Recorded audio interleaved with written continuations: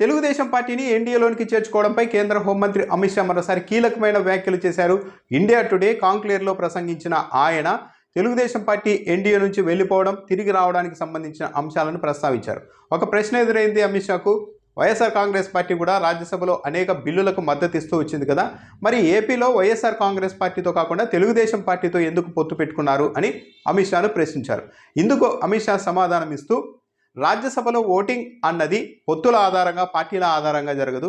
ఆయా పార్టీల అభిరుచులు, ఆసక్తులు, సిద్ధాంతాలకు అనుగుణంగానే బిల్లులకు మద్దతు ఇవ్వడం జరుగుతూ ఉంటుంది.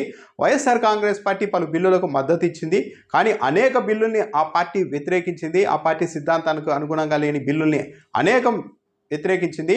వైఎస్ఆర్ కాంగ్రెస్ పార్టీ రాజ్యసభలో బిల్లులకు మద్దతు ఇవ్వడం అన్నది బీజేపీ కోసం చేసింది కాదు. ఆ పార్టీ సిద్ధాంతాల ఆధారంగా, బిల్లుల ఆధారంగానే మద్దతు ఇచ్చారు తప్పించి మరొకటి కాదని కూడా అన్నారు.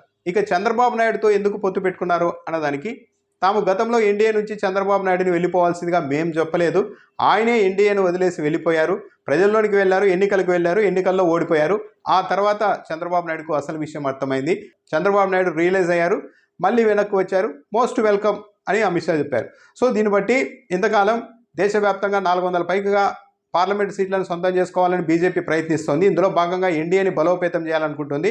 పలు రాష్ట్రాల్లో ప్రాంతీయ పార్టీల్ని ఆహ్వానిస్తోంది ఎన్డీఏలోనికి. అందులో భాగంగానే తెలుగుదేశం పార్టీని కూడా ఆహ్వానించింది. అందుకే టీడీపీ పొత్తు పెట్టుకుంది అంటూ ఇంతకాలం ప్రచారం చేశారు. అయితే అమిత్ షా వ్యాఖ్యలు బట్టి ఎన్డీఏలోనికి టీడీపీ వెళ్ళడం అన్నది బీజేపీ వైపు నుంచి కాకుండా తెలుగుదేశం పార్టీ వైపు నుంచే ప్రయత్నాలు జరిగి మళ్ళీ ఎన్డీఏలోనికి వెళ్ళారు అన్నది అయితే అర్థమవుతోంది. పవన్ కళ్యాణ్ కూడా ఆ మధ్య చెప్పారు, ఈ పొత్తు కుదర్చడానికి నేను ఢిల్లీలో చాలామంది దగ్గర చివాట్లు కూడా తిన్నానని. అంటే చంద్రబాబు నాయుడుతో, టీడీపీతో పొత్తు బీజేపీ పెద్దలకు ఇష్టం లేనప్పటికీ నేనే అనేక చివాట్లు తిని మరీ ఈ పొత్తును కుదుర్చానని పవన్ కళ్యాణ్ కూడా చెప్పారు. సో దీన్ని బట్టి చూస్తూ ఉంటే ఎన్డీఏలో చేరడానికి, బీజేపీతో పొత్తు పెట్టుకోవడానికి తెలుగుదేశం పార్టీనే తాపత్రయపడింది అన్నదైతే అర్థమవుతోంది.